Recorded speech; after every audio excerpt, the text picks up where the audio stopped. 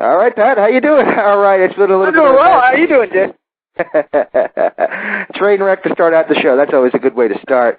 All right, guys, so here we are with another edition of the Interactive Interview. Patrick Kelly is actually behind the controls today, and we are being joined in a few minutes. I can kick you off the line right now.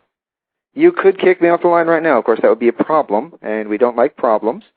Also on the line with us is Mr. Nick Knoll. Hey, everybody. How's it going? And I believe also on the line with us is our special guest for this week, former Wrestling Vixen and independent diva, the one and only Tracii Taylor. Tracii, are you with us? Hold on. Maybe she's not. And on the line with us right now is Tracii Taylor, the former Wrestling Vixen and independent diva. Tracii, are you with us? Yeah, I am. All right, Tracii, it's great to have you on. I got to tell you, the other day when I stopped on Facebook, because I spend entirely too much time on there. Yeah, I saw your name on there, and I thought, oh, man, I wanted to interview her some 8 years ago when Wrestling Vixxens was going on. And oh, well, thanks.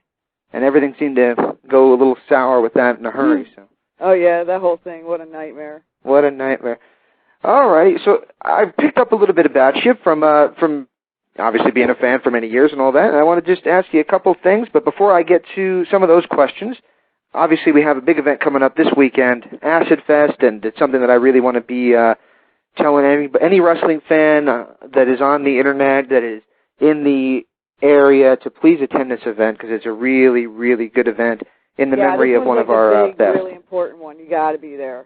Exactly. And why don't you tell us a little bit about the event? I'm only reading what I know on the Internet along with everybody else, but there's just going to be, like, a whole hell of a lot of cool people there, and all the money goes to, like, for Trent's funeral, so it's, like, just tons and tons of people there. Just new people are keeping getting added every day. It's pretty amazing. I'm actually keeping up with the updates put out there by Johnny Kashmere, and it's pretty amazing how many people are coming out and doing the right thing for Trent. He was, like, so many people loved him. But, you know, the thing is, I look at the wrestling world as my family. So I would just only hope that if something ever like that happened to me, that, you know, half of the people would even come out. You know, hopefully somebody would do something, you know, half as good as this for me, which I know they wouldn't. But, I don't know, you just got to do for your own, you know? Exactly. And that's exactly the verbiage that I've been using on the website, is one of our own. Because it's like, even though I didn't know Trent, I'm not going to claim that I did, it seems like when somebody that young goes, and it's like he's been around the business for so long, even though he was a young guy, he was a veteran. Yeah, I know. He. You know what? I always saw his name around. Like, as soon as I got into wrestling in, like, 97, I swear, I've always saw his name. It was constantly, like, around. And I don't even know if I was ever on a show with him. But, you know, it was just, like, synonymous with wrestling was Trent Acid. Yeah. So how did you end up volunteering your time for the event? I'm just going. I'm not really volunteering my time. I just, you know, like, when somebody passes away in the business, you hear about it, like, pretty quickly. Yeah. And, like I said, you know, I consider the people in the business my family. Well, some of them. But, you know, they're like my family, so, and it's a local boy, so I'm like, yeah, man, I'm there. Anything you need, I'll help. And if I'm reading your accent right, are you PA-based? I'm in Maryland now. Ah. But I'm a born and raised girl. You were raised where again? Born and raised Jersey girl. Oh, okay. Bergen County myself. Ah, there you go. There you go. Yeah. So, yeah, anyway, you said you've been in the business. Where in Maryland are you? Oh, hold on. Where in Maryland are... I'm not actually going to say because I have a mega stalker. Yeah. And okay. I mean, he already knows, actually, because he, like, created a fake profile and pretended to be, like, another worker that we both mutually know.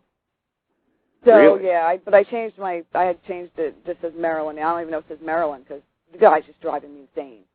Oh, my God. Yeah. I live in Maryland, too, so. Oh, do you where? Around? Silver Spring. Okay, I'm closer to Delaware. Okay. Yeah, I can get to Delaware in like 20 minutes. Oh, wow. Something like that, 30 minutes, I don't know. I'm directionally retarded. I have no idea where I'm at. Very cool. All right, so you say you've been in the business since you've been in the business since '97, and again, your name has been kind of around all the time. And me being a Bergen County born and raised, even though I did move in 2000 out to Arizona, which kind of is nowhere's land for wrestling. Yeah, really. Yeah, well, when growing up there, I say growing up, I was 20 when I left. Your name was starting to break around the area. So, what brought you to this crazy world of professional wrestling? Actually, my trainer, Rocky Jones. Actually, no, there was Wayne, my friend Wayne. He managed a strip club, Pin-Up South, back in the day. And I wound up going there and doing some event with some of his friends who were workers. And Rocky was there, Kodiak Bear was there. I don't remember who else. Hurricane, God, I can't remember. But from then on, I just was in. I was totally in. Rocky trained me, and I started valeting, and then I wanted to get in ECW, so I trained with Rocky, and just the rest has been history, really. Did you ever work ECW? No. I was going to say, I don't remember you being there. No, I didn't. They probably closed, they closed. That's probably what prevented it, obviously. You probably were on the track to that because they were just starting to really start to audition some new girls. I know that Angel Orsini was one of them that they were just trying out and all that. Who, Riptide? Yeah. Have you talked to her? Absolutely. Oh, my God, you got to give me her number. Okay, I could try to find her. If I could find a number, I'll give it to you off the air, absolutely. All right, because I lost touch with her and all that. Yeah, so she was one of the ones that they started. So when Wrestling Vixxxens came about, yeah, I got to ask about it. And I know I did an interview with Tammy a few years ago, and she got, animated about Vixxxens, and I tried to steer away from it a little bit, but I got it. It kind of was the wrestling schoolboy's dream come to life with that. Okay. So I've had Missy Hyatt call me at ridiculous hours around this time period with all the crazy stuff that was going on. And there was crazy stuff all around, and I can't imagine being part of it, what it was like. But overall, do you regret the experience? The experience, no. You know what? I can't say that I regret it because Tammy and Chris and I, that's how we, pretty much got hooked up. I've been on shows with them before and all, but we didn't start hanging out until, we did this photo shoot for Vixxxens. Right. So, yeah, how could I regret that, Exactly. And Chris is obviously one of the best that we ever had, and another one of those guys just like Trent. I'm sorry? Another one of those guys just like Trent that was a young guy that was a veteran, and it's a real torturous shame that we don't have him anymore. Chris was the man. Chris was the brother I always wanted. I got to be honest, I'm flipping some of my tapes that I have onto DVD, and just the other day I was watching one of his TNA matches towards the end of his career there, and it just seemed to me like he was just happier than I had ever seen him, just in his face, reading his body language. Aww. And I think that might be true because of, finally getting another chance after the Puerto Rican experience. I'm sorry? What was that, Pat? I'm saying he was looking good in those matches, too. Chris ate, slept, and drank wrestling. It's just what he did. It's what he loved. And I never met anybody else who put so much into it, loved it so much. And it was just, I don't know, I hate talking about this. It was just his thing, and he was just so damn good at it. And, we'd be on shows and stuff, and Tammy and I'd be like, oh, my God, come on, Chris, let's go. Because he'd be putting on his own dojos, with people after the show. And, this stuff was, happening, almost every show. I'm like, come on, let's go, we're tired, we want to eat, we want to go to sleep. Just, oh, my God, such an entertaining guy to watch, though. But, I gotta really believe that things happen for a reason in this life. Exactly. So, are you still close with Tammy after all these years? Yeah, I love Tammy. Good. I love that girl. Very good. And she's another fellow Jersey girl, then. Yeah. There you go. Yeah, she's a full-ass chick. All right. So, here we are, and we're 2010, and I see on your MySpace page, and we discussed it a little bit, that you're paired up with Christian York. Yeah, now I am, yeah. How'd you end up paired up with Christian? Facebook, believe it or not. Facebook? Yeah. Really? Yeah. How'd that go? I don't even know, man. I don't even know. Just, we just kind of like met and started chatting, and I'm getting back in the business. He had quit for years, and I guess just the right opportunity, you know? Yeah. I mean, I can't wait to learn from him. He's an impeccable worker. Have you seen him work? Absolutely, many times. He used to work. Don't tell him I said that, 'cause, you know. Yeah, he used to work. I saw his ECW stuff, but then I saw him singles in Jasmine's company, 3PW, and he was just really, really exceptional there. I know he is. Yeah. You said you're getting back into the business, and that kind of eases me off of my next question, where I was going to say that I haven't heard your name in a little while. So, what have you been up to for the past couple of years? Not much, really. I mean, I had really, really crappy health, so I just checked out of life completely for a really long time. Really? Yeah. Would you? Long story. Nobody wants to hear it, and I really don't want to get into it. Just okay. Really boring. Nothing exciting. Nothing exciting. So you're doing better now, though? Yeah, I'm doing real good. I feel really good. I mean, I'll never be 100%, you know, but I'm just so friggin' happy to get back into life, really. I look at life totally differently now. You know, I'm rich now because, you know, I can get in a car and drive somewhere and, you know, and I have no money, but, you know, I feel rich, and I'm so happy now. So much happier. Well, excellent news. And so here we are. Again, we're in 2010, and you know, you got two main wrestling companies, probably one main wrestling company and a secondary one that we're bigger fans of, but can't seem to get to that next echelon. With the WWE's hiring models, which I know you've done a lot of modeling and things of that nature, is that something that you're still hoping for, or is this wrestling thing still just an independent thing, or how are you looking at it right now? You know what, I definitely would be interested. I never was before, honestly. You know, maybe my goals were not as high as some people, but I was a huge ECW mark. Huge. I was like, ECW, that's where I want to be. Screw WWF, you know, because it was WWF at the time. Not that I never actively tried to get a job in the WWF, WWE. But if the position was offered to me, I sure as hell wouldn't turn it down. Okay. But now, you know, there's just TNA and WWE. I have no idea what's going on. I don't watch, you know. So basically just what happens, you know. So that's kind of how you're looking at it? You're not actively sending out tapes and all that? Or? Yeah, no, not at the moment. I gotta get back in, get my feet wet, you know, shake off a lot of years of ring rust, just basically see where I'm at, see what I'm capable of doing, you know what I mean? Yeah. And just go from there, really. So are we talking, you're going to be a valet now? Because a lot of the ECW girls were more valets than workers in a lot of ways, the way that they were used anyway. I manage. You manage, okay. Yeah. But, you know, I'm like the chick that takes the crazy bumps and the flaming tables and shit like that. Yeah.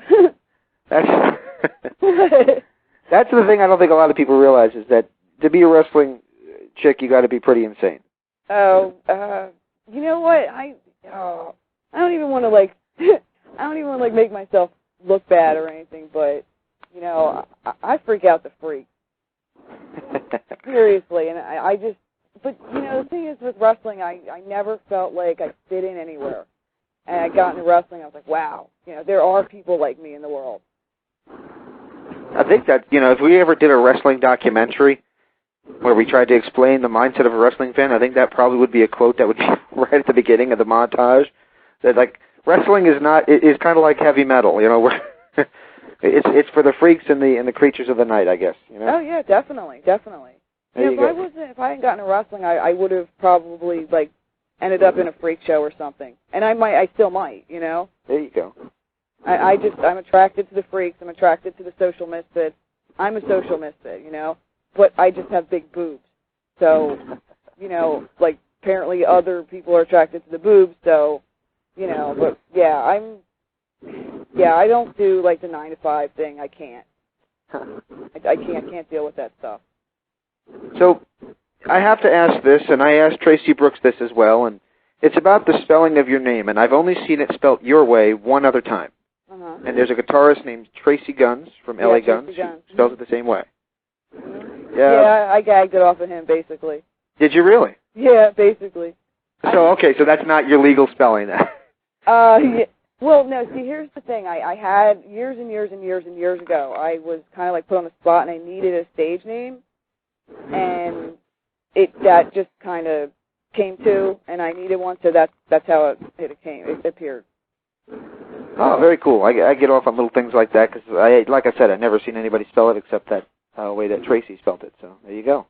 Have you ever met Tracii Guns? Tracii Guns? Oh no. Apparently, yeah. Apparently I got thrown off their tour bus. You did? Yeah. We're talking about LA Guns. Yeah, LA Guns. Okay. Now I got to be honest with you. That's one of my top 5 favorite bands. So I have to ask the story. I don't know, man. I don't know. I've gotten thrown out of a lot of places, so you know what? How am I gonna put this? All right. Part of like my health problems had to do with the medication. Oh, okay. Okay, I'm not on this medication anymore, thank God. But apparently, drinking and this medication did not mix. Oh boy. So, yeah. Yeah, I don't know. I have no idea. I've heard the story that, you know, we went to see LA Guns. I have no idea how I got on the tour bus. I have no idea how I got off. But, you know, that was one of, like, a few other, there's a lot of stories like that, so. Now, I also noticed on a status update you were talking about Rock of Love, and that's not something I remember you appearing on, but... Oh, no, I was never on that. You were not on that. Okay. Somebody was on your Facebook page talking about it. I thought maybe that was. I know Tammy had joked that she was going to try out for it, but. Oh yeah. Yeah. I'm not a big, huge Bret Michaels fan. Not really. No, not really. He's not my thing, you know. A little bit too pop for you, or. Yeah. Probably. Yeah. Give me like Slayer and Soundgarden any day. There you go. Okay. Well, we got the big event coming up this weekend. It's Acid Fest, and you're going to be there, and a lot of others. And do you know if you're going to be managing on this show? No, as far as I know, I'm not. As far as you know, you're not. But, okay. Well, here's hoping that everybody turns out for it. Like I said on Facebook when I promoted the event on one of my updates, you know, everybody on the Internet claims that they're the smart mark, and they know every independent wrestler that's ever existed and all these kind of things. And this is time to prove it. Yeah, really, definitely. Yeah, exactly. This is really... Get your asses in the seats, man. Alrighty, and for those who want to keep up with Tracii, how could they catch you? Basically Facebook. Facebook. You're on there a lot. Yeah, I have no life. But I got, you know what, can I just say I got, like, the 17th? I'll be in Delaware, Lewes, Delaware, for a managing Christian. It's a wrestling show, Body Slam for Autism. Awesome. And then on the 31st, I'll be in Atlantic City for 2 hours. Check my Facebook page and, you know, come on by and stuff. Awesome. And how do you feel about the independent scene? Because, you know, back in the 2000s, early 2000s, there was a hotbed in the New York, New Jersey area, and I've heard that it's kind of cooled off a little bit. So I've heard that too, yeah. So, how do I feel about that? No, I mean, have you been out there yet and experienced it yet, or? Not a whole lot, no. I mean, I just did, like, my first show back with, like, DWOW, and, you know, that's not, like, the same kind of thing, so. Was that DWOW, Dangerous Women of Wrestling? Yeah. Mm-hmm. Oh, cool. How are they doing? I haven't heard from them. Real good. Good. Yeah, keep an eye out for them. They're going to be doing a lot of stuff. Really? It's going to be, like, better than ever. Way better than ever. Totally under new management. Really? So are we talking pay-per-views and all that again, or? Probably, yeah. Very cool. And you might not even know, is WEW even still a factor? I have no idea. I don't think so. I haven't heard it mentioned. Yeah, I haven't heard them mentioned in at least 2 years. So I don't know if they stopped running. I know they were running ECW Arena a lot, but yeah, that's where the show was. It was at the arena. Yeah. It was, last month. Or, no, May. Yeah, May. Awesome. Well, I'll tell you what, you stay in touch, and if there's ever anything else we can help you promote, please give us a call and let us know. And if there's any press releases or anything, we have a news line. We'll put it up on the news line for you. Oh, awesome. Thank you, man. All right. Take care, Tracii Taylor. I got to give you a couple word associations. I got to do it to you. Do you mind if I put you through the psychological exam? No, go ahead. There's All right. a million of them before. All right. Here is one that is very controversial, and that is Missy Hyatt. I'll give you a pass on that. I'm taking a pass on that one. You're taking a pass on that one? Yeah. Okay. How about Ecstasy?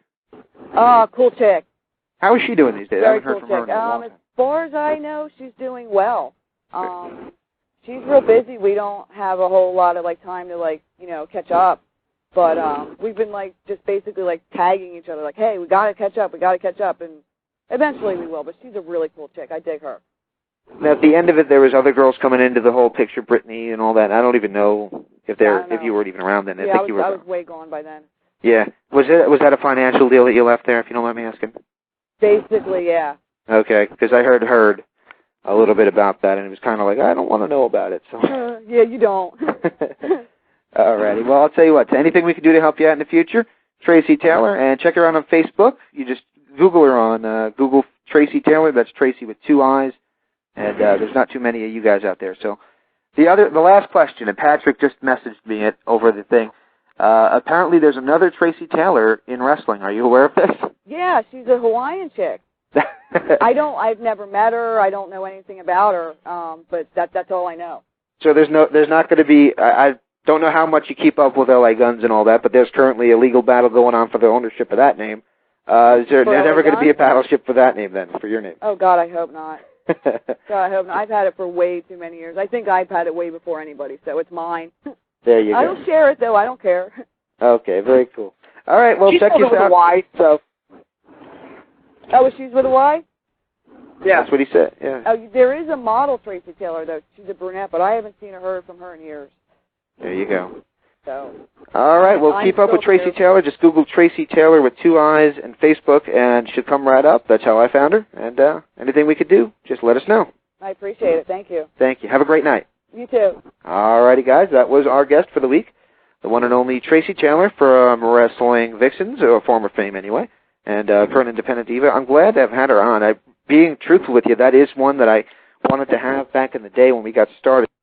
That's when Missy was being Missy and having problems back in the street. So, yeah, I mean, I remember that. Dude. All right, can I tell a story? Sure. Okay, hold on real quick. Who's he on? Okay. Okay, so I got a story real quick about... I'm not going to do it. All I could say is... Tracii Taylor off the line? Tracii Taylor is off the line, but I'm not going to do it anyway. It was about Missy being Missy, and that is because they were paired up with a business associate who was not a nice man. And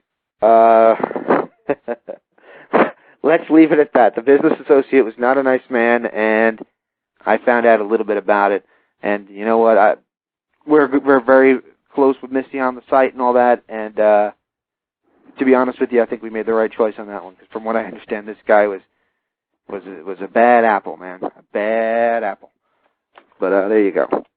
Well, anyway, if his official title is business associate, I mean, I don't know what you would call him. All over it. I would say slime ball from Florida would be his business title. I mean, he was not a good dude. That's all I'll say. You say business associate, I picture that asshole from the movie Wall Street. Greco or whatever his name is. There you go. Yeah, I think I remember what you're talking about. Mm-hmm. It was an awesome movie. It was. It was slow, that movie. I mean, you know, there's no shit blown up or anything, but it's a very interesting movie. They're doing a sequel. Yeah, with that. Wasn't that done long ago, though, to do a sequel? No. We're talking like 10 years old, right? Oh, this movie, it's close to 20 years old, isn't it? Wall Street? It's got to be. There hasn't been. I think he's getting out of jail. I think that's the thing. Like, his prison term is up, and now he's going back into the Wall Street world. The plot is that he comes out of jail, and it's set just before the economic downturn. He sees all the signs coming, and no one listens to him, and he winds up getting involved with his daughter's fiance, played by Shia LaBeouf. So, and the plot goes from there. Okay. Shia LaBeouf, he's in like everything now, isn't he? Yeah. What has he been in recently? Indiana Jones, Transformers. Well, yeah, I mean, there were obviously Transformers and Indiana Jones, but what else has he been in?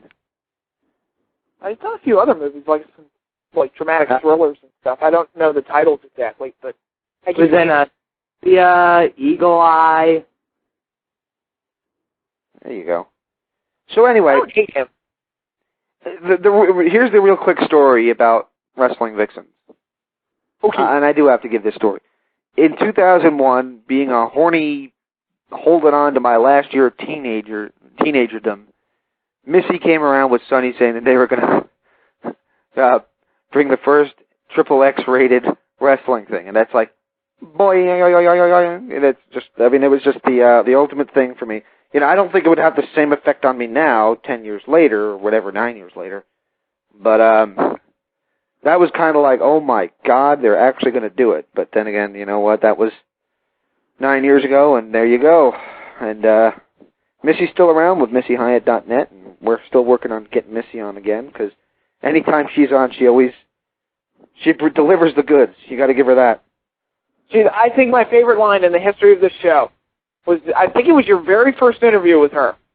And she talked about how she had Rob Feinstein in the bedroom, and he was putting on a condom, and the condom kept falling off. And her exact line was, and the condom kept falling off his penis. And I don't know why, but in her voice and everything, it was the funniest damn thing I've ever heard. I don't know. I mean, well, I mean, I'm going to be honest. I'm not the biggest fan of Rob Feinstein, but I don't think anybody is anymore. Well, he still makes a living. You got to give him that. I mean, I'm very right now. Right now, I'm kind of PC even towards John Cena, because at this point, it's kind of like, hey, the guy's making money. A lot of people aren't. So, what can you say about him? Well, Alvin and the Chipmunks 2 made money, and Twilight made money. I don't have to like it. Twilight makes money, but that's a bizarre movie. I went to the movies the other day to see the Toy Story 3 with my son, my 9-year-old. And during the opening thing, that bizarre thing that they have, I went to the bathroom. And as I went to the bathroom, they let out Eclipse, right?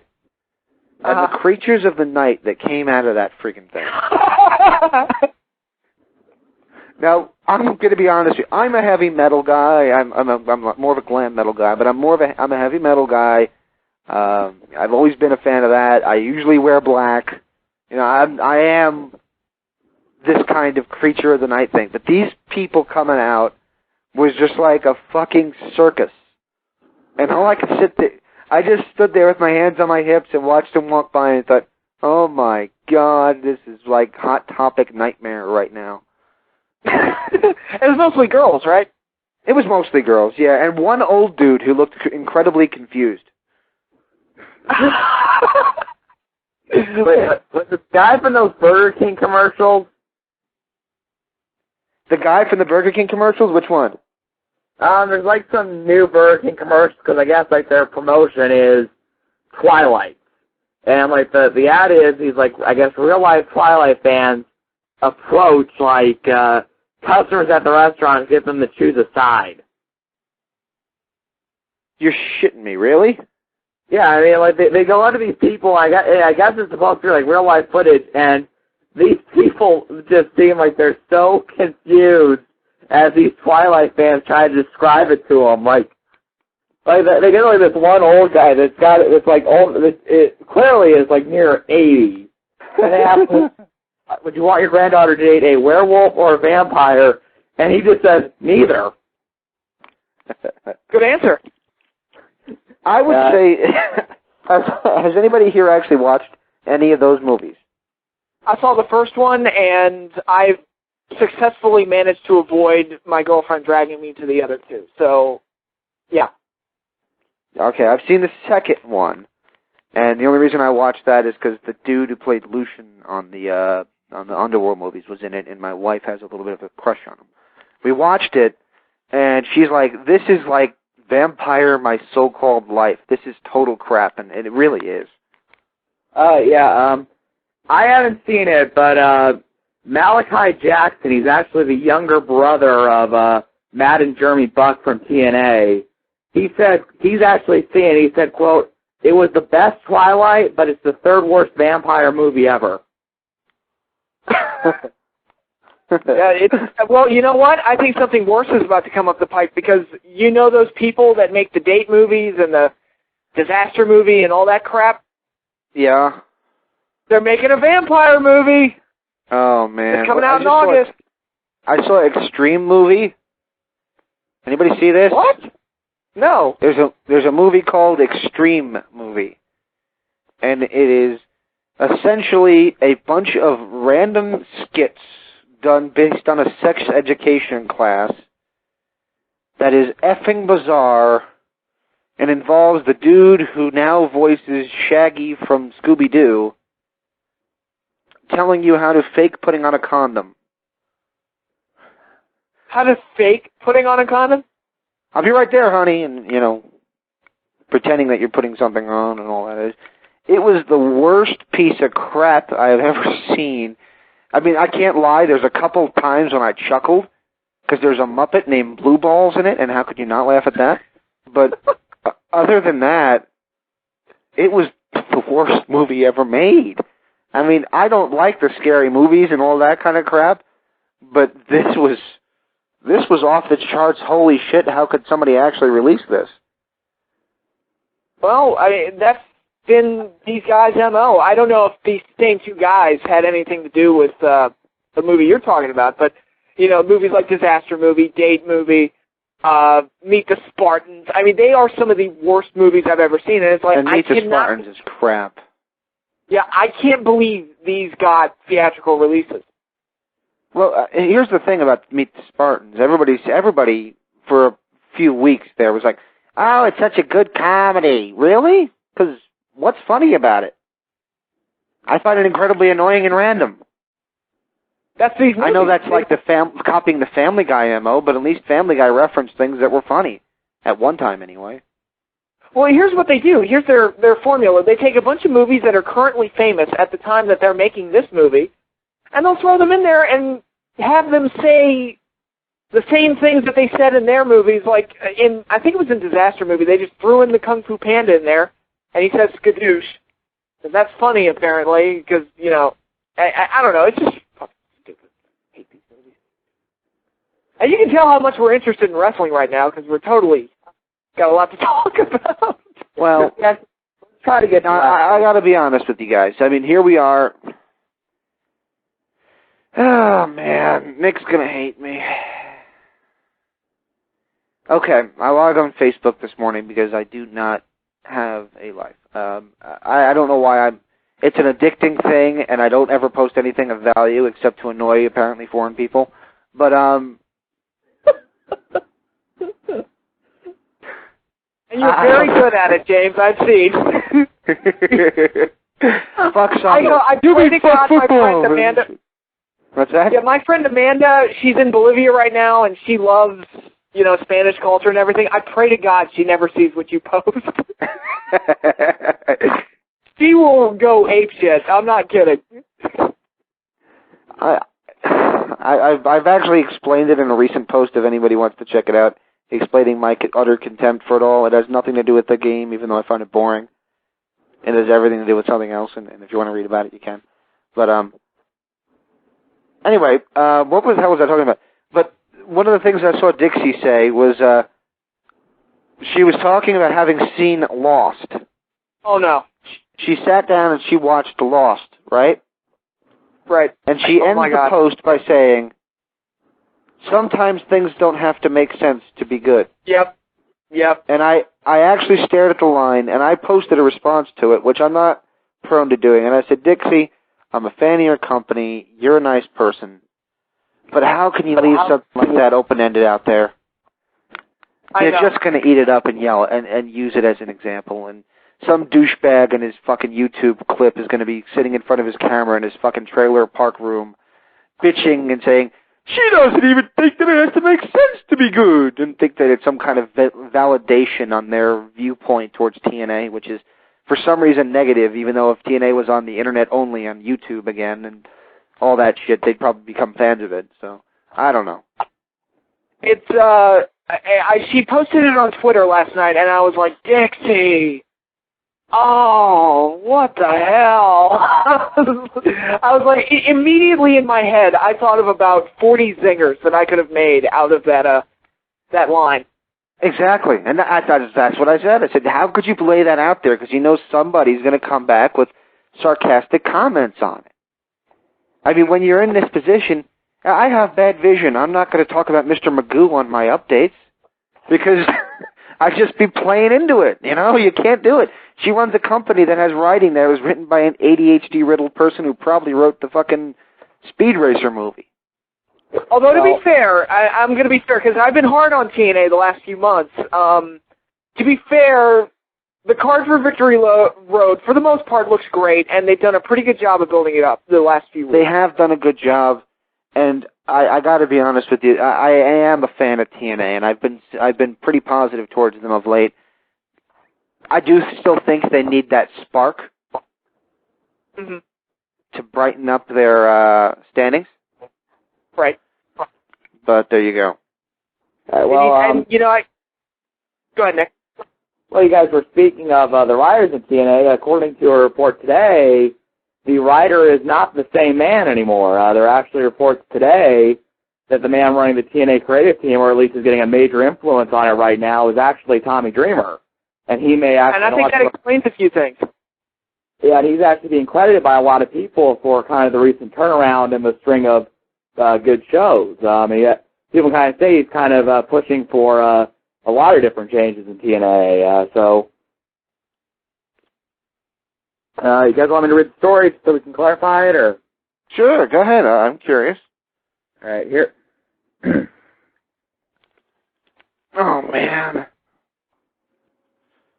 Man, I got to tell you. And you know what? I just realized something. By doing this show, we probably gave everybody ideas on how to respond to Dixie's tweet. Yeah, probably. Well, it's just there's some things you can't do when you're in a position where your company is being criticized.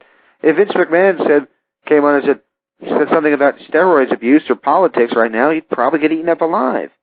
You just can't do it. And that's the difference between Vince and Dixie is that, and I credit more Vince with this, I don't think, and I understand, I think her heart's in the right place, and I know she wants to reach out to the fans and everything, but Vince doesn't put himself in a position to where, the fans can constantly bitch at him all day long, and Dixie does, and, I don't know, I guess part of that, go ahead. No, you go ahead. I was going to say, part of that is commendable on Dixie's part, but at the same time, she's kind of asking for, arrows to be shot at her. Right, but you also have to, maybe I'll say this, so Vince does this, but he's living in a bubble, and I think ultimately that is going to backfire on him. It nearly destroyed him in the mid-'90s, and you know what, if TNA were in a stronger position, I know that's a big if here, it would destroy him again, because I don't think Vince wants to hear criticism. I don't think he wants to hear criticism from people in his own company that technically he hired to criticize them. But that's it. I think that's why we're stuck with, Robo Cena as champion. That's why we get this stupid segment with, the lights blinking every time some idiot GM sends an email. I mean, I think Vince lives in a bubble, and yeah, does Dixie open herself up to that? But ultimately, at the end of the day, what may be better for the health of their companies, being open to your critics or going into La La Land and claiming, no, everything's fine, we're PG, the fans love John Cena. Well, here's two things I'm going to say, and I have to go with this, Nick, and you might not like it and you might like it, I don't know, you might agree with me. It depends on who you're taking that criticism from and how seriously you take the criticism. I agree that if you're in the power that Vince McMahon is, ultimately, you have to have final say. but you also have to know who to listen to. For example, if we wanted to decide policy, we probably shouldn't take the emails from Osama bin Laden to determine what those policies would be. So, if you're a TNA promoter and you're the person in charge, you probably don't want to read the bitching and moaning of some internet dweeb who's in his fucking, I don't give a shit what the kids wear these days, parachute pants and whatnot, in their parents' basement, who'd never fucking fucked a girl, and is going to sit there and say shit like, and no offense, Pat, with that, because I know that's by choice, but is going to sit there and bitch and say things like, oh, TNA sucks, and we should do this, they should do that, and then they actually do it, and they still don't like it, or it's too late, or it wasn't done at the right time. You can't do that, and that's one of the problems, and everybody will say on the forums, oh, well, this is you trying to liken it to WCW. Well, you know what? History has a way of repeating itself, and lightning tends to strike twice. And what I'm seeing with Dixie is she's listening to the wrong people, or she possibly could be on the Internet. She could very well make some very bad decisions if she lets them have final say or takes their word as gospel. Because I think us being Internet wrestling fans who have been on around for a while, I think we realize that the Internet essentially wants whatever it is they don't have, and as soon as they get it, they don't want it anymore. I'm not sure. Oh, they hate whoever's the top guy. I say this a lot. I remember when I was on the Internet in 2000, a lot of the experts and a lot of the people on message boards and stuff, they felt that The Rock, who I think is the man, like one of the greatest stars that wrestling ever produced, they thought that he was, quote, overrated and, quote, didn't deserve his spot. And that's The Rock. That's what they were saying about The Rock. And, you know, look at what people were saying. If you could find it, Google it, do whatever you got to do. Find the reviews and the write-ups leading into WrestleMania 18. Oh, God. Could you imagine if the Internet... I mean, could you imagine if they would have listened to the Internet, that we wouldn't have had the Hogan and Rock match? I mean, that was the only match on the show, really, that people remember. That was the only match I even bothered ordering the pay-per-view for. Like, that was like, you know what, if that match wasn't on there, I would not order this pay-per-view. Exactly, and every review was negative, including Joey Styles. But the difference between Joey Styles and the Internet wrestling community is Joey posted something shortly after it and says, you know what, guys, I get it now. I was wrong and I get it now. And you know what? To do that takes balls, and I respect Joey Styles immensely for that. Because he was one of the it was hilarious to read the reviews the next day. Because they tried to underplay how good the Hogan Rock match was. Like, oh, it sucked, but the crowd was cool, or something like that. They really tried to underplay it and tried to sell Jericho and Triple H as the match of the night, which I'm like, are you fucking kidding me? I'm like, that's a joke, right? I mean, God, at least try to praise Flair and Taker as match of the night. I could, like... At least that was a good match. It was a good match, but the ending really bothered me. Mm-hmm. Because there was... I think he couldn't powerbomb them or something. They had hurt their backs on the superplex or something like that. Yeah. But that botched ending was kind of... It hurt its ultimate climax. Right. Angle and Kane had a botched finish, too, didn't they? Yeah, and I got yelled at for that because I was like, that's really, you know, everybody was saying that Angle was the best worker at that point and he would go on to be the next Bret Hart. And, you know, the jury's still out if that's the case, if that ever will ultimately have happened. But truthfully, I think he's the first Kurt Angle. He's kind of like, I kind of view him as his own guy. Yeah, I mean, I respect his matches and all that. And most of his matches are good. I can't say that they're not. But there's always just something about the guy that makes me just not care. And I don't know what that is, but... Is that your need to be a rebel against the Internet? See, that's the thing. Everybody thinks I'm just a contrarian, and I don't like whatever the Internet likes or whatever, and I don't like whatever politicians in power, but that's not the truth, because I actually defend Bush, so... I did defend Bush, and everybody else hated him, so I don't know. Whatever.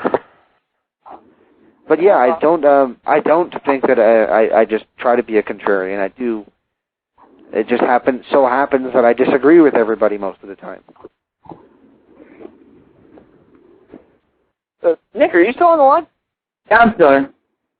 I'm Okay. sorry. I thought you were... We got two big events coming up this weekend, guys, and I'm sure Nick wants to talk about one of them. Yeah, we got Victory Road, TNA's July pay-per-view event. Now, the first Victory Road was in November. Right. That was actually the very first 3-hour TNA pay-per-view. That's when they made the switch from the week-to-week TNA pay-per-view era and went to having Impact as the main show and went to doing 3-hour events on Sunday. Yep, there you go. Now, I remember a lot of people were excited over that one. I was, but and I think that it was a necessary next step because the weekly pay-per-views were just, it was too much to ask of a wrestling fan. But I don't knock those days because without them we wouldn't have TNA as it is now. So. Right. I'll tell you what, and Russo, I'll give him some credit because he was booking at the time. I started watching TNA in 2004, and I'll be honest, I thought the weekly shows I was watching, for the most part, there were a few dumb things, like the Luck of the Irish match. That was horrible. But there were a lot of things going on at that time during the weekly pay-per-views, and eventually when they got to Victory Road. And Turning Point, even though Russo wasn't booking, I mean, that was largely carryover from what he had established. I thought most of it was very good. Right. That was I always say this, I tell people go back and watch the early days of TNA because there's a lot of great stuff there, but there should be a lot of great stuff on this card in particular. I know there's, I think one match I think Pat's really looking forward to is Kurt Angle versus the Pope. Oh, yeah. That's going to be a very good one.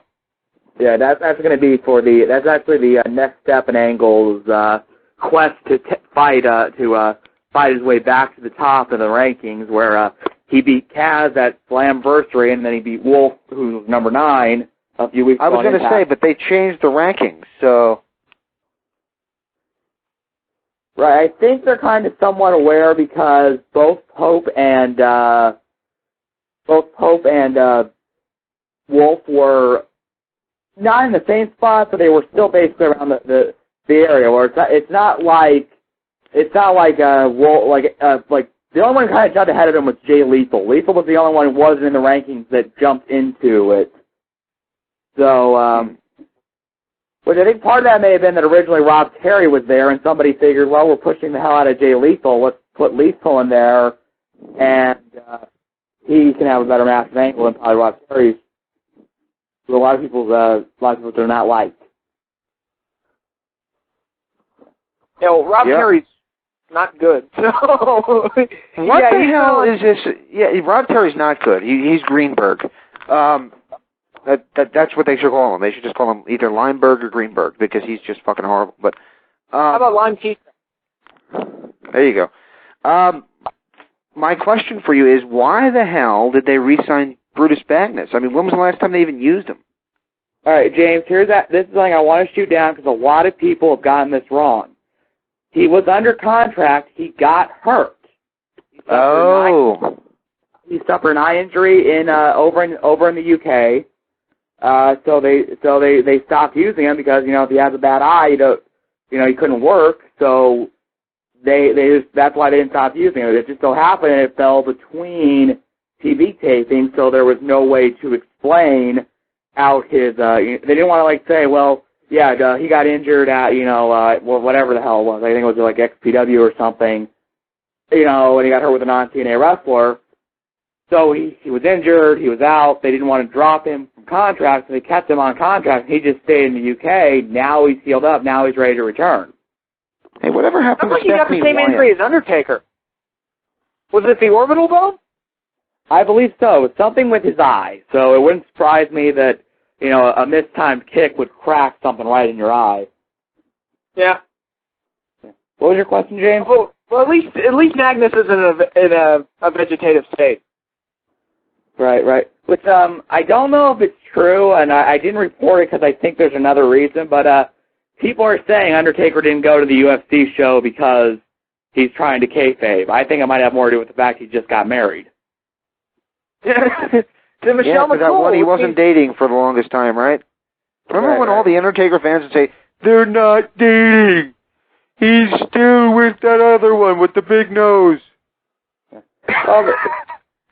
Well, the good news is I understand the new Blonde Diva will debut on SmackDown soon, so, so he's probably looking to trade in the model. Oh. And I feel bad because that one that he was with before, and I don't remember her name. Do anybody remember her name? Sarah. Apparently she's a good chick, so I mean, I don't know what happened there. I can't say, but yeah, there you go. All I know is that he had to have that tattoo of her name removed from his neck, and that had to have been painful as hell. Well, I saw an interview where they asked him about getting the tattoo, and he said it was the most painful tattoo he ever got. So, well, so I don't. There's an old saying: don't get girls' names tattooed on you, especially in areas where it's extremely painful. Yeah, so the neck and the dick are totally out. Oh Lord! You don't do that, dude. That's yeah. Sacred ground. You don't hurt that. Oh Lord! I'll tell you what. I once had a girl offer to get my name tattooed like on right above the the bikini line. It's like no. That sounds painful to me, and I don't want to put you through pain. No. Oh shit. What a nice conversation we're having here, right in the middle of our Victory Road preview. Yes, here. So yeah, what were we talking about? Angle and Pope. Go ahead. But real quick, a couple quick things before I jump off, guys. I wanted to send out condolences to Ricky Steamboat, and hopefully he's doing better. Yeah, hopefully he's feeling better. Today he's getting a lot better. So. Well, I'm glad to hear it, and he's a guy. I don't think there's a person in our business that doesn't respect him. So. There's one guy. Who's that? Paul Roma. Paul Roma doesn't respect Ricky Steamboat? Oh, apparently he doesn't like him or something. Apparently he did some interview where he just trashed Steamboat. When was this? I think it's been recently, actually. So Roma ripped Steamboat. That's interesting. Well, I mean, Roma's got very opinionated, and I got him in trouble. Well, yeah, I mean that's what hurt his career ultimately. I mean, he was the one that got all the breaks, a lot of the breaks, especially if you consider his partner in the early days was Jim Powers. Mm-hmm. So I mean, Young Stallions, they were a pretty good team. Power and Glory was a team I really got behind, and ultimately they didn't get pushed because apparently Paul Roma had an attitude. Then you can't do that. I mean, they had a lot of talent. Herc was always very talented, and then he went to WCW and he was a member of the Four Horsemen, which nobody remembers. And well, trust me, people remember. They remember him as the guy that actually made Mongo look like a good idea. Yeah, but ouch. Yeah, the problem was, help me out here because I've been trying to figure it out. Who was in the Four Horsemen at that time? Flair, Anderson, Roma, and Arn Anderson, Roma, Flair.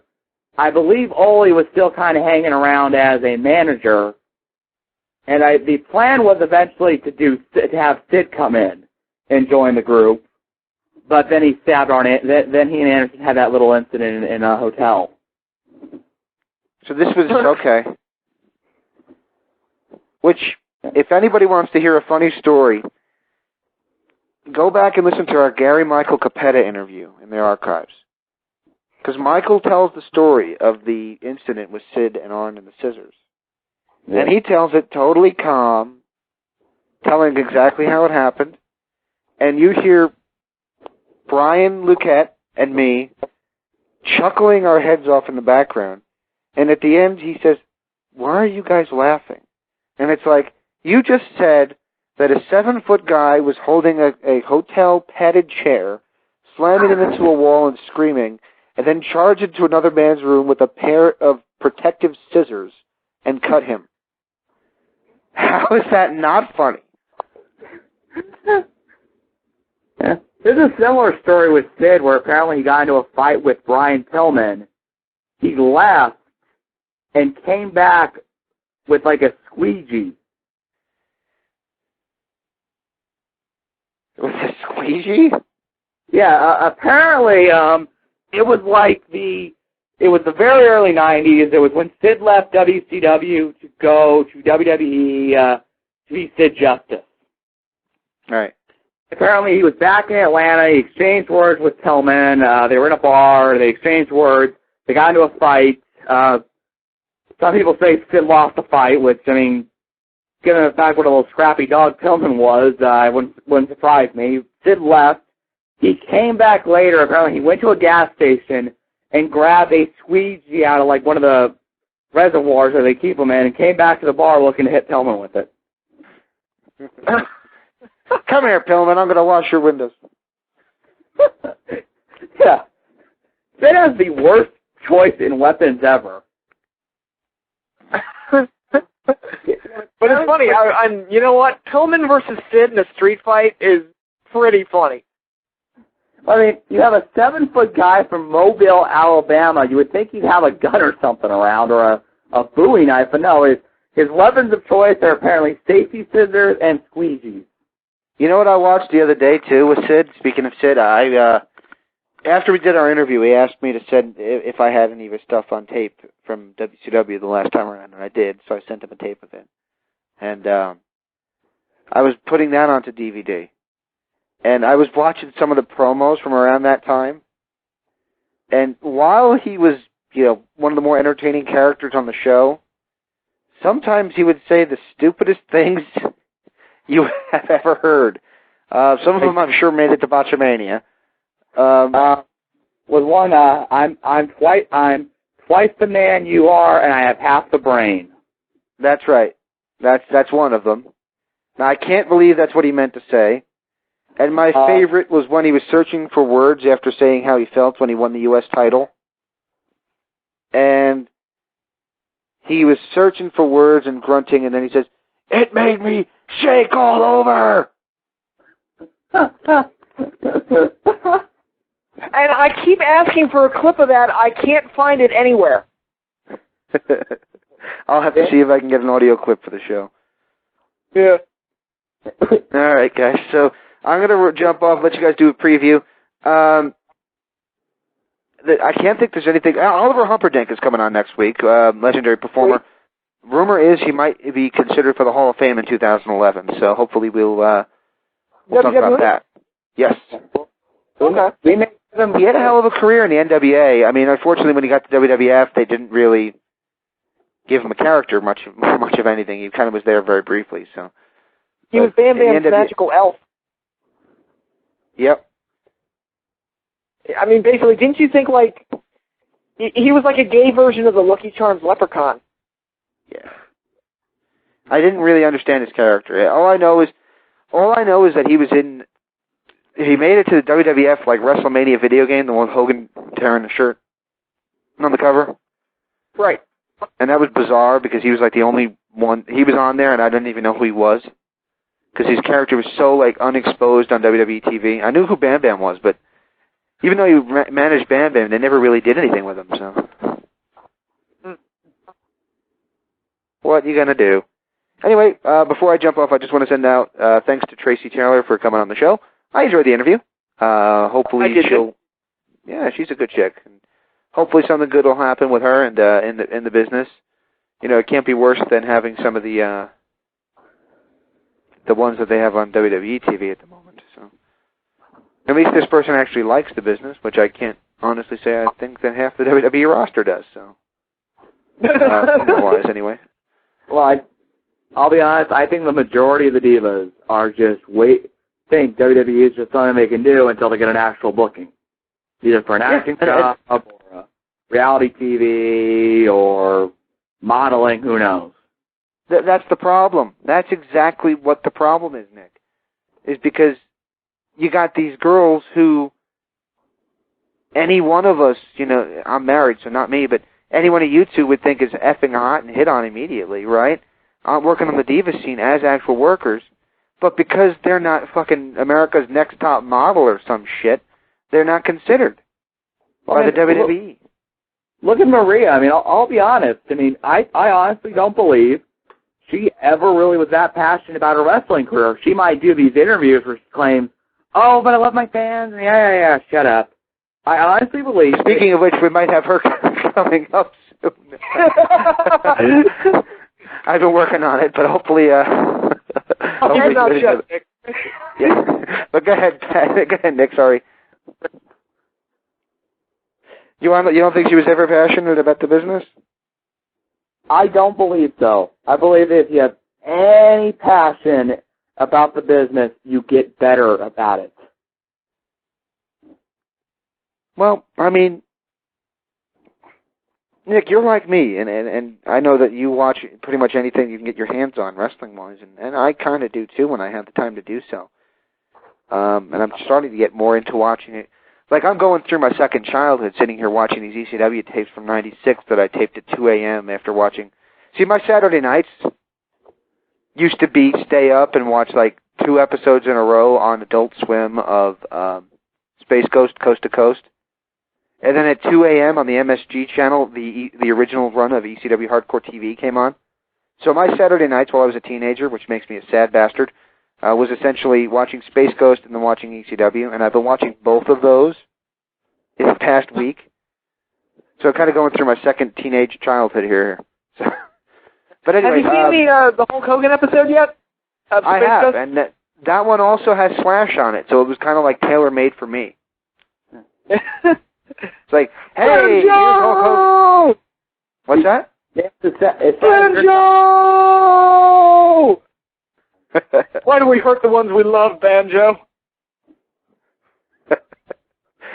There was one episode. I was dating another girl all the time before I got married, and they were like having a retro night of Adult Swim. And they had Space Ghost Coast to Coast on, and they had an episode where they did a documentaries on why sharks spontaneously combust. And it's because their brains are made of M80s. And I'm sitting there about to piss myself laughing, and I got looked at by the girl I was dating at the time, and she said, I just got dumber having watched that, and I feel dirty having ever slept with you. Oh. Right. That was like and then, to be honest, I just looked back and laughed at that, so what are you going to... Jesus. That's gotta be the meanest thing I've ever heard anyone say. I mean, I don't know. Have you seen my Facebook page? Post lately? Oh God, dude, you get vicious, yeah. Yep. You've even written a couple on my Facebook wall that are pretty mean.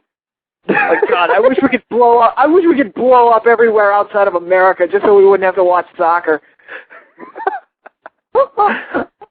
My most recent was I wish that the World Cup ended on July 4th. This way we can actually celebrate that we don't have to pretend to give a shit anymore.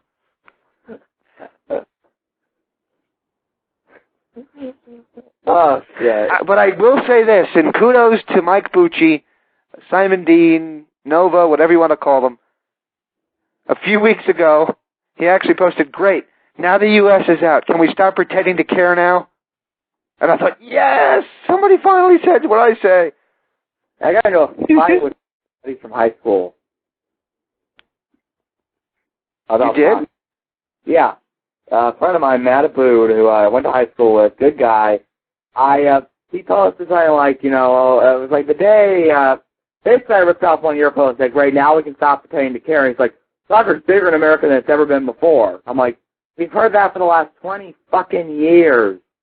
That soccer's bigger than it ever was before. I said, if you went outside and asked people to name one player of MLS, they'd ask what the hell MLS stood for. And then he made they think it's multiple sclerosis or some shit. Then he made some... But no, remember, I said people wouldn't know what the hell MLS stands for. He goes, well, I can't name a player either for MLS. Everyone keeps jumping back to the European League. I'm like, no, that isn't what I said. I said, don't know what the hell MLS stood for. Not that they couldn't name the players. And that's exactly right, man. It's I don't dislike the game. I don't like it. And I wouldn't watch it because I really don't care. It just seems so boring to me. If you can have a 1-1 tie and that's considered an offensive game, that's kind of like, wow, are you serious? But that's not why I dislike it. The reason I dislike it is because, okay, real quick, here's what it is. In the house, my mother-in-law is not incredibly assimilating. The reason I have such disdain for it is because she continuously refers to it as football. That irks the piss out of me because if one of my kids goes to school and calls it football, he's going to get beat up. I mean, let's be honest. Especially as he gets older. So that's kind of why I've come across my anger towards it. It's relatively a moot point because the sport, it's more popular now, but it always gets more popular around World Cup time.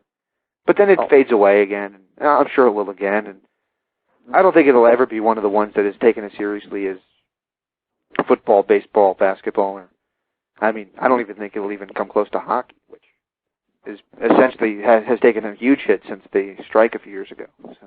Actually, it's I don't want to get too off topic here, but actually they were saying that hockey for the Stanley Cup had like record ratings, or their highest ratings in years. So, well, I'm glad to hear that. I actually like hockey. But I'll just say this: basically fighting on ice. If there were ever going to be a big deal, it would have happened already.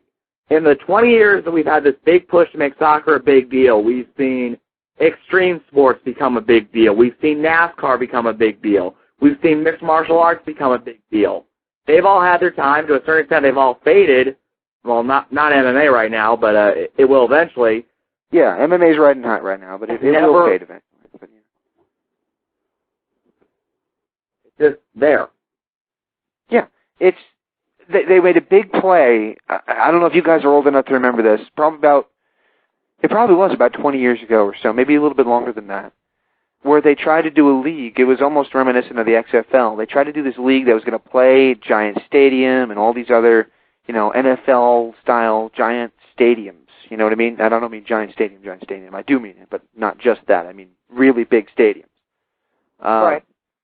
They tried to do a soccer league, and there'd be 35 people, all illegal immigrants who came and watched, and it's it's just, I can't explain why we don't give a shit, but as a whole, we don't. And, I don't.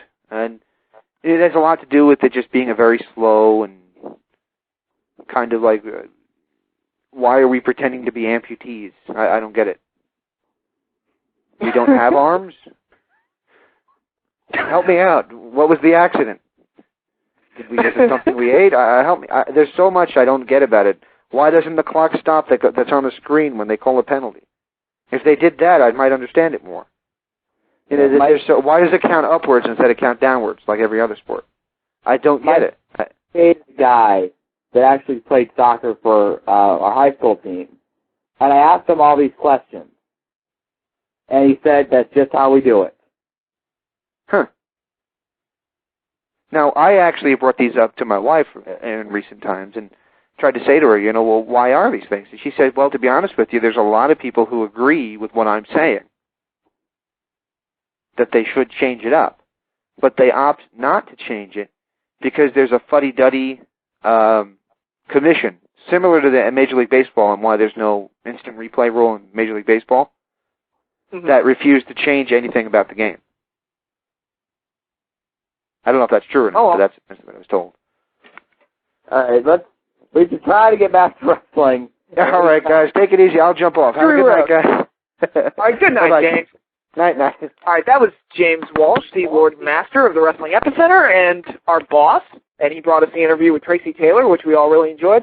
So I know that we've been holding off long enough. This is the part of the show that Nick wanted to talk about. So, Victory Road, let's preview it. Yeah, as we already mentioned, we've got D'Angelo Dinero versus Kurt Angle for the number 8 spot. The potential is here to be the match of the night. I think it will be the match of the night. Right. The only thing that might hurt them might be the fact that Pope hasn't wrestled in a couple months. So, you do wonder about ring rust, how's the cardiovascular system going to work, how's the shoulder going to hold up. But, they're on their raw national talents, these two guys may be the finest in TNA. And I think the emotion of the crowd just being so happy to have Pope back will carry this match. And how awesome was that promo he had last week? I mean, that was the best part of the show. Well, I'll say this. I don't think it was a promo. I think that was legitimately just how he felt.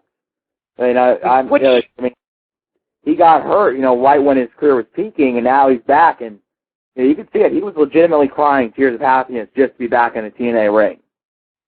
Yeah, and that's what promos should be. And that's something that, we knocked the WWE for.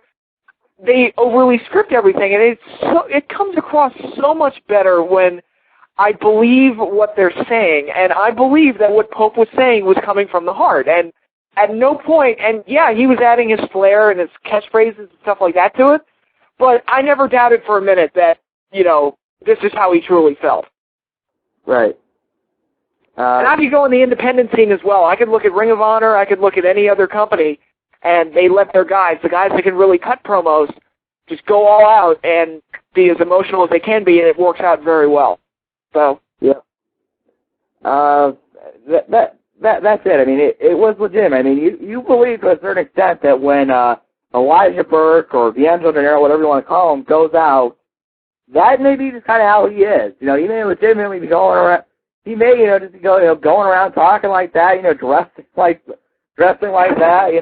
You believe that's actually him. And I mean, he carries himself so well. And Angle's really good at cutting promos. I mean, he's not, like Pope, but I mean, he has a way of cutting a promo, and what he says, you believe that's him or how he really feels. Right. And again, yeah, I mean, this match, the reason I'm so excited for this match, it's probably, he says he's the best wrestler on the planet. That's Kurt Angle. I don't know if he's the best, but he's definitely up there. We'll say that. So we have one of the best wrestlers around going up against one of my favorite personalities in wrestling. So I expect a really exciting, fun match out of these two. Right, I agree. I predict Angle will go over just because I think they're building for Angle RVD at Bound for Glory. And I think which they should. Yeah, I think he has to win all these matches in order to keep going. So I'm going to predict that Angle goes over. I think it might be another. I think it might be very similar to what they did with Kaz, where it's back and forth. It's back and forth. They hit the finisher multiple times, stuff like that. So I think we both agree Angle will go over. Another match on the card is going to be a steel cage match. It's going to be Hernandez versus Matt Morgan, and I say this: reinforce that cage. Well, these are two big dudes that are going to be bouncing off that thing, so yeah. Right. I mean, this match, I think that they kind of lost some of the intensity because it hasn't been as featured the last couple weeks, but it makes sense to do this match because of the history, and Morgan was trying to run out of their last match, and, how it got started with, Morgan, kicking Hernandez into a steel pole and putting him out for a number of weeks. Mm-hmm. So I think the cage match makes sense. I do believe, though, I think Morgan will go over, and I think he's going to feud with Joe. I think I would prefer if Morgan went over because I'm higher on him. But I think they're going to give the win to Hernandez just to, have the babyface win and put closure to the feud. This will be the end of the feud, I hope. Because, I mean, this, once you do a cage match, I mean, that's pretty much, that should be it. It's not like, I can't really think of it. I guess the Eric Young, Robert Roode series from a couple years ago where they just kept having match after match after match with no real ending in sight. But, yeah, I expect a good match out of these two. These are two big men that can bump. So I think it'll be a fun match to watch. And I expect Hernandez to do something crazy off the top of the cage. So I think we're going to get a good one here. Yeah, me too. I mean, one thing I always hate is a lot of times when people think of heavyweights, unfortunately in wrestling, they think of guys like Khali and Mark Henry, and they forget that some big men do have talent. And these are certainly big men with talent. Mm-hmm. Especially Morgan. He's awesome. Yeah. And speaking of men with no talent, we have a three-way, which I know Patrick's going to hate. I believe Patrick will want to stab somebody over. I believe Patrick Kelly would rather watch the New England Patriots beat the Giants 500 times in a row than watch this match. It will be a three-way. Brother Ray, Brother Devon versus Jesse Neal. Okay, number one. Let's go to, okay, I'm looking at the final card. This card has 8 other matches on it, so that's 9 total. You really don't need this match, even as a filler, so it's a waste from even that standpoint. And number 2, I didn't care about the singles match last month. Nobody did. Why are we continuing this feud? God damn it, I don't care about Team 3D anymore. Get rid of them, please. They're just sucking up TV time. I don't like it. Yeah, I don't know. I'll say this. I think if Neal goes over, I'll forgive this match. If Jesse Neal goes over, I'll forgive this match. I don't think I would even forgive it for that, because I think Neal should go over just because he's, the only one in the match that's worth anything at this point. But that's just the thing. You want to put this young guy over by having him go over 2 veterans, but nobody cares about the 2 veterans, so it's like it doesn't really do anything for Neal. Yep. All right, another match on the card is going to be Madison Rayne versus Angelina Love.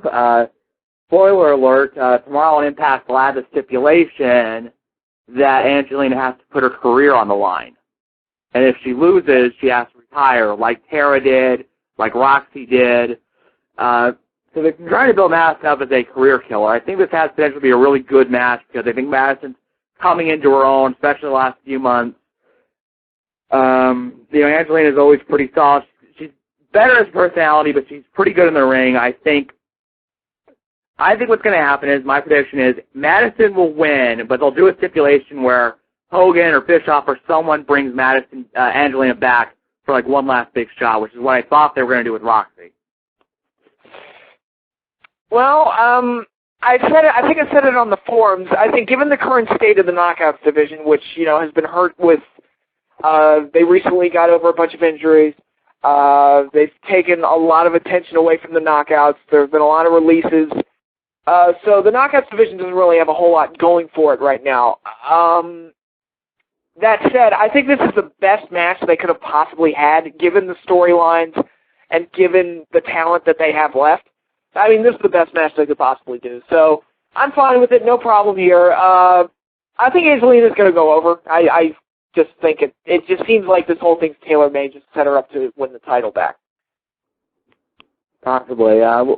We'll have to see. I mean, I have to be okay with either one of them winning the belt. There was a rumor leading up to this that what will happen will be Velvet will come back from her injury, she'll turn on Madison, and it will reunite the original Beautiful People.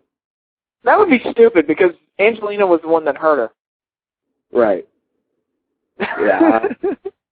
Unless you explain somehow that they faked the injury and it was part of their plan to make Madison feel safe.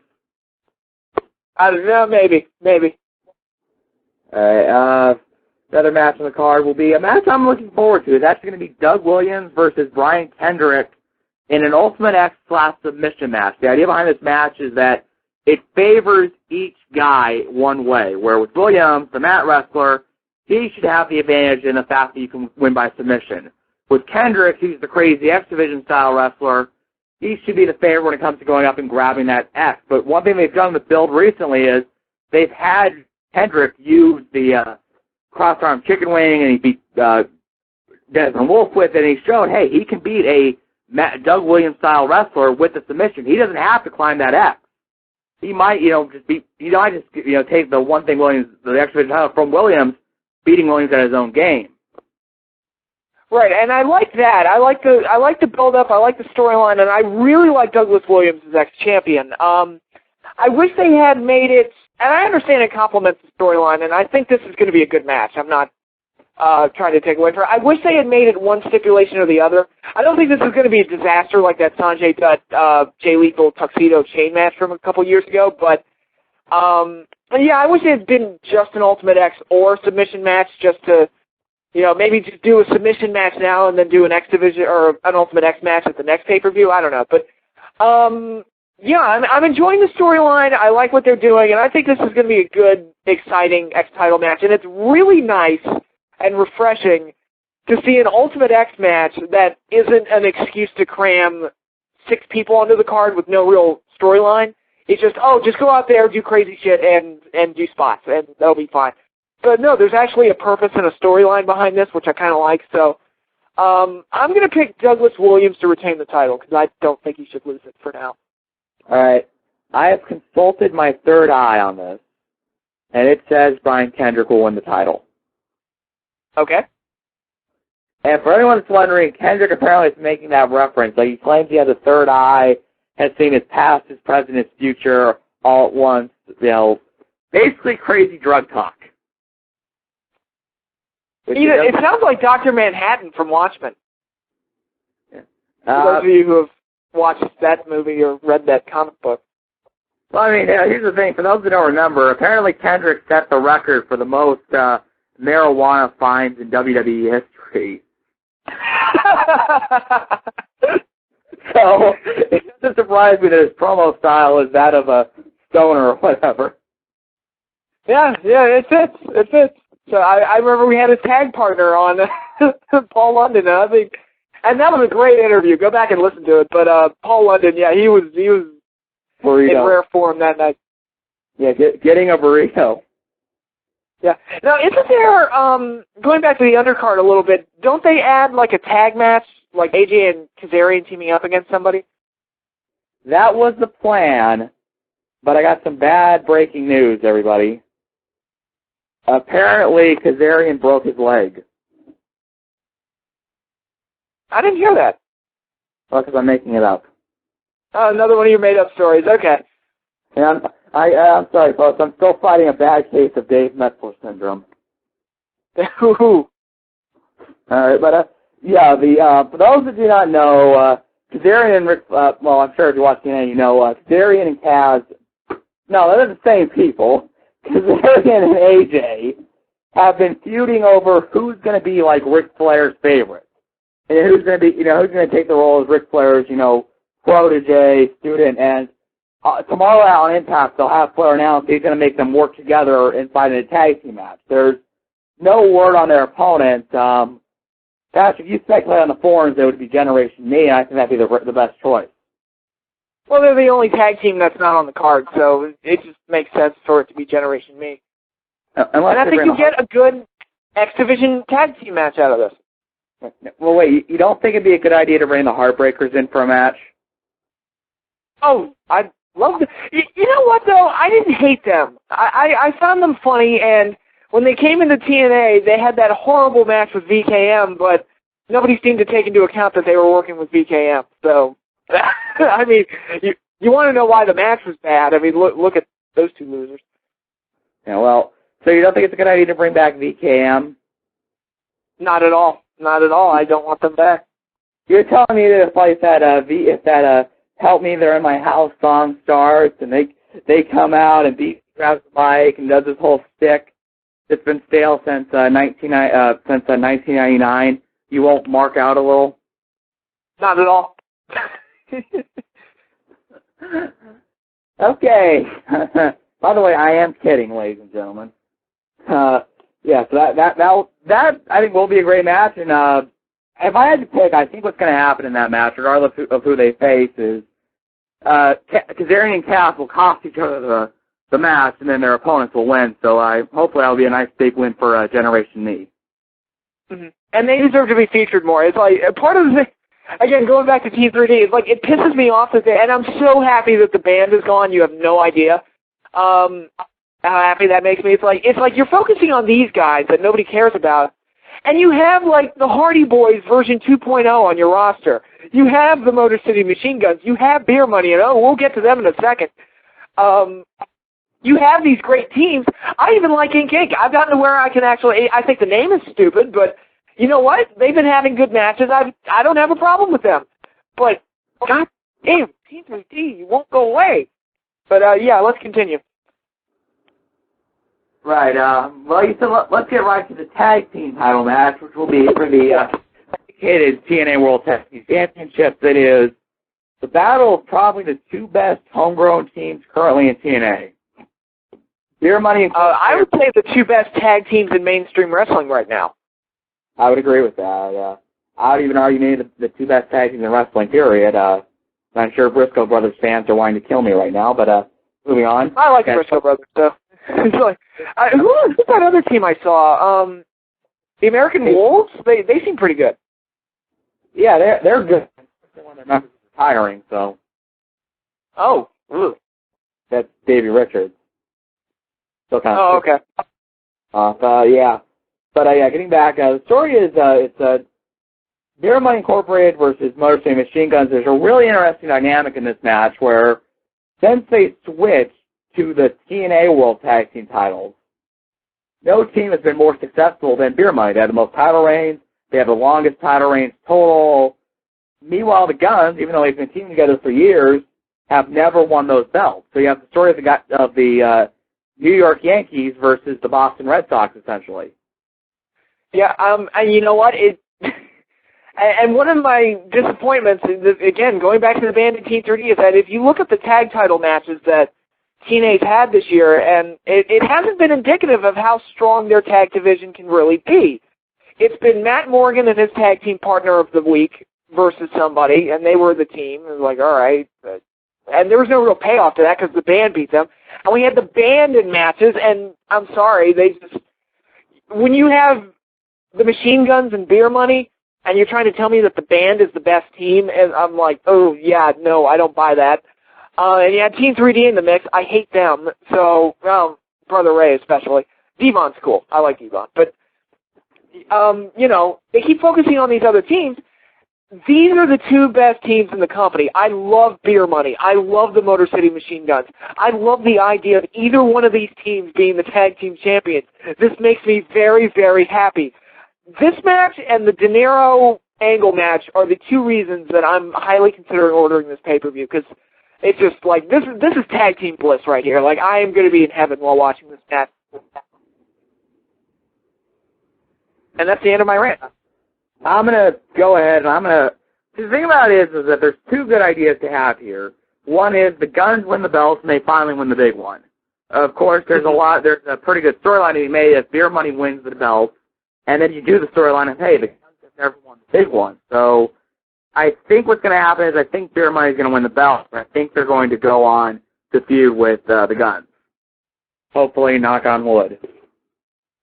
Okay, the British lady said we have 60 seconds left, so we're going to go a little overboard here, because I know we're not going to finish in a minute. So stick on with us. The rest will be in the archives, and you can listen to the rest from there. So, okay, getting back to this match. I can see either team winning. I think, and I've been a bit of a doubting Thomas about them winning the belts, but I think TNA is going to go ahead and give the Machine Guns their first win. All right, we'll see. We'll see what happens. Hopefully, Sam and Shelley don't piss anybody off, because I think that's the one thing that always keeps them from winning the tag belt. They find a way to piss off management. No, I'll tell you who they pissed off. I know when they were doing that feud with Team 3D versus the X Division, they pissed off Team 3D, and especially Brother Ray, and you don't want to do that, because they'll fuck you over.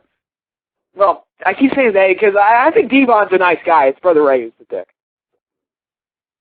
Which is kind of ironic, because if you actually go back and you saw the history of the team, they were first team in ECW. Bubba started off as a comedy character. Devon basically was Mike Tyson in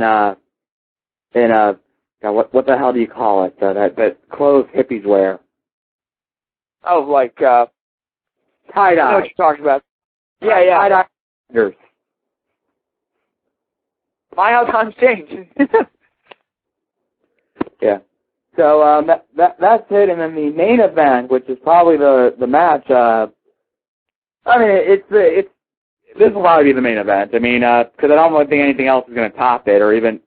I mean, I think the best match will be Angle and Pope, as we've said, but I see that being maybe more of an opening match, like what they did with Kazarian. That's going to be the world title matches with a four-way. Mr. Anderson, Jeff Hardy, Abyss and the world champion Rob Van Dam. The big story of this match going in has been that Abyss is a heel again.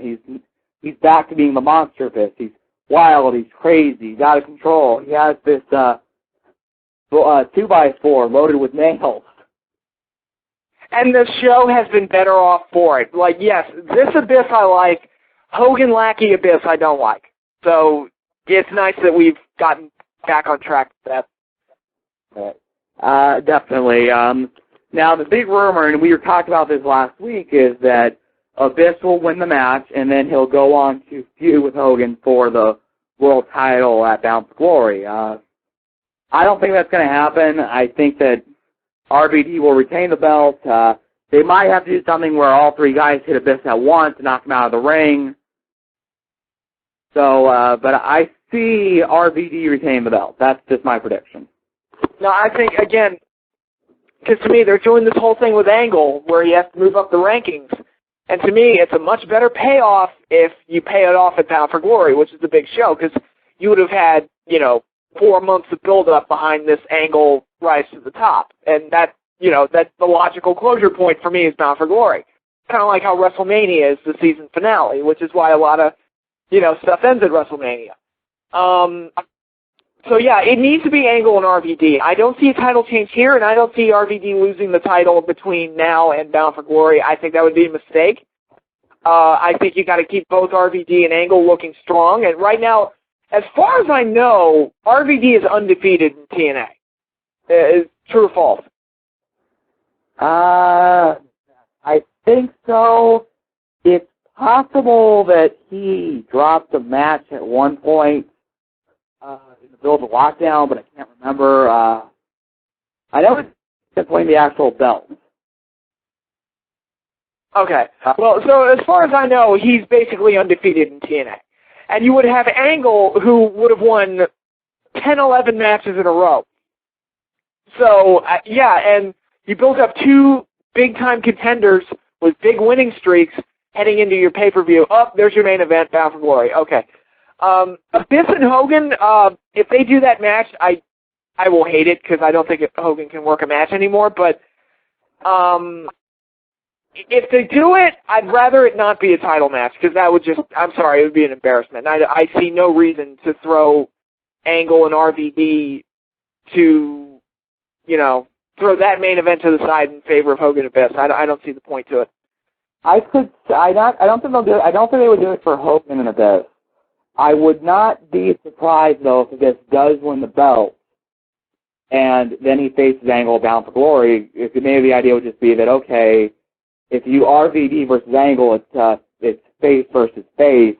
If you do Abyss versus Angle, and Abyss being controlled by the TNA, the ECW Invaders or whatever they're going to do with them, you have a guy that's been representative as the top guy in the company for the last couple of years, versus this guy that's homegrown but has turned his back on the very company. So I could see them doing that. But I agree with you. I'd rather see RVD versus Angle.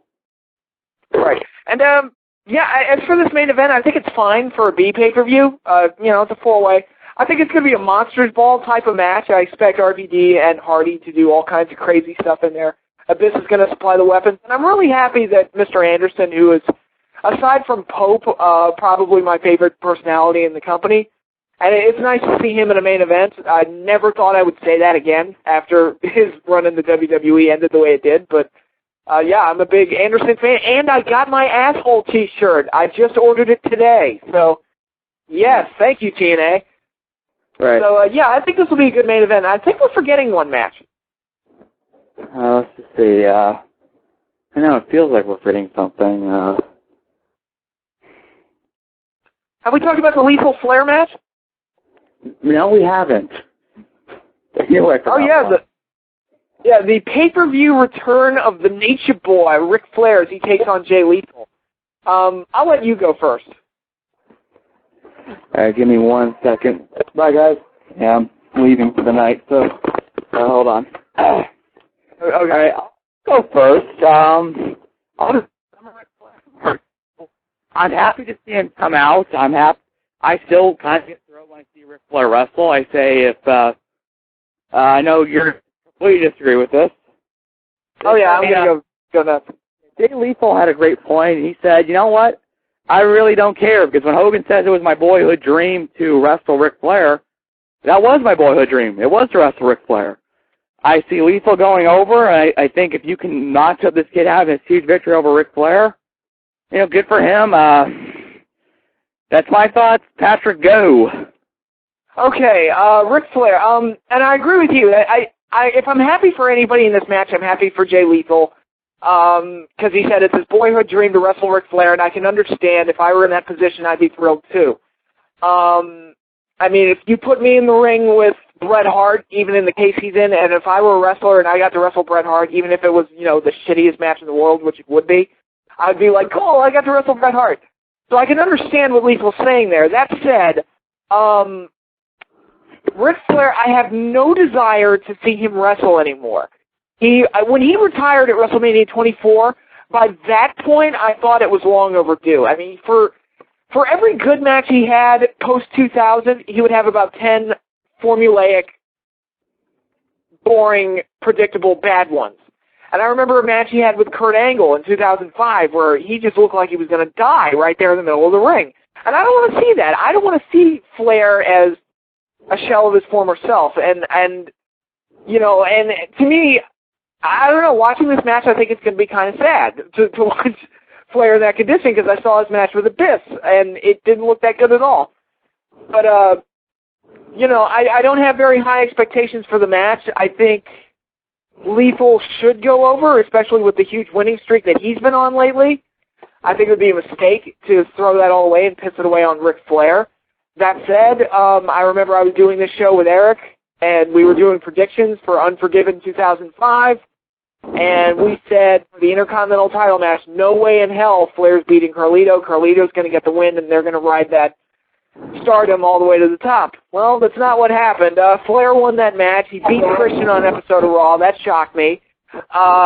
And there were other cases where I'm like, oh, Flair's not going to win that match. Well, he did. So I would not be surprised if Ric Flair won this match, and it would bug me tremendously because there's just no reason for that. But I'm going to pick Lethal to go over because I think that's a smart decision, and I think that's who should go over, but we'll see come pay-per-view time. Again, I don't think this match should be on the pay-per-view, and that's just my opinion. I have no interest. If you want to see Ric Flair, I guess, because this pay-per-view already has a cage match, an Ultimate X match, an awesome tag title match, an Angle Pope match, a fun four-way main event. So it's got a lot of things on there anyway. And if you want to see Ric Flair return to the ring, I guess that's another added incentive for you. For me, it's probably going to be a piss break match. All right. I'll just say this: they keep it short. They're going to. I mean, there's not really a whole lot you can do with Flair. I mean, have him do some of the chops, have him do some of the spots. Let Lethal hit a few things, depending on what Flair can take, and keep it short. And let maybe if it were me, I'd let Lethal win it with the figure four. Yeah, I think Lethal definitely goes over here. No question, no ifs, ands, or buts. That's the way it should be. Yeah. So that's Victory Road. Pretty strong card, especially for a B pay-per-view. Couple of weaker matches. Probably TNA's best card of the year. Yeah. To make that argument, I think it's definitely worth checking out. I'm excited to watch it this Sunday and review it here next week. But you know what I'm not excited for? What? John Cena killing the Nexus. Yeah, that's the Raw's main event next week. Yeah, he's going to be facing all 7 members of Nexus in a 7-on-1 handicap match. Well, I think... One. Go ahead. I got a joke. On Monday, he beat up Darren Young, who a lot of people call Black Cena. And I just thought to myself, this is like the worst Spider-Man Venom fight ever. Yeah, I wouldn't be surprised if Cena either won or almost won that match. If he wins that match, I won't be shocked. If it ends with a dusty finish where it ends on a DQ, I won't be shocked. Personally, I think Cena should. whole Raw roster at one point. I mean, he and Orton won match. So I mean, it's Super Cena. They can't ever let him look weak. I mean, we talked about it here on the show when the Nexus was first formed and he got laid out. They had him do that thumbs up. Yeah. I don't know. If I were booking this, they kick his ass. They just flat out demolish him. And it doesn't really make him look weak because he's getting his ass kicked by 7 people.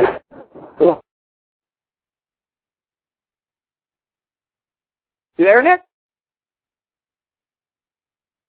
Nick?